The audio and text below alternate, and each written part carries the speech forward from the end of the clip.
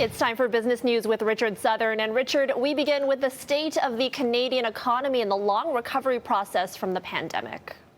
Yeah, the Bank of Canada, Erica, checking in today. The bank left interest rates unchanged, but as it always does, it let us know where it thinks the economy is headed and actually downgraded its expectations for 2021 slightly. It thinks the economy is going to grow 6% this year. That's still pretty robust. It actually thinks we are going to see a fairly strong second half of the year as people get out and spend more.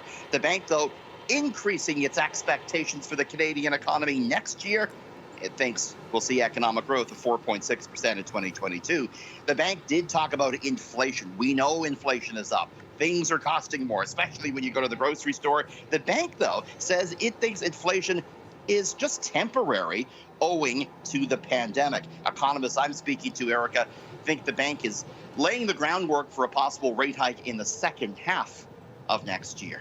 All right, and it was 3 years ago that recreational marijuana was legalized here in Canada, and now it appears the United States could follow suit, Richard. Yeah, so, a lot of individual states have legalized marijuana, but it is still illegal federally in the states, and that poses a big issue for companies down there in the cannabis trade, because if you want to do banking, very difficult because the banks in the states are federally regulated. All this could change, though. U.S. senators today unveiled a bill that would legalize cannabis federally in the states, ending decades of prohibition. What does it look like? Well, much like alcohol in the states, you would have to be 21 years of age to buy cannabis. You would be permitted to buy up to 10 ounces at once. That's a lot more than here in Canada. We're only allowed to buy 1 ounce or 28 grams at a time.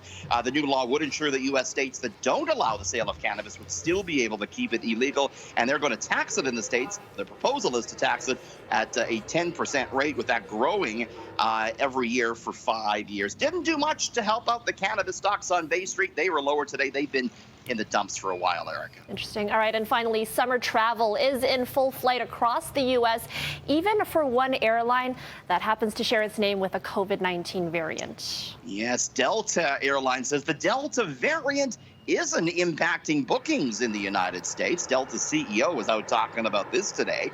He says the spread of that highly transmissible COVID-19 variant hasn't disrupted bookings at all. In fact, domestic bookings at Delta and at many of the other big U.S. airlines are almost back to where they were before the pandemic. So at least when you're talking about travel within the United States, Americans are doing that. Americans are flying again. Delta also said that 72% of its employees have been vaccinated, and it did a survey of its customers, and it found a vast majority of them also vaccinated.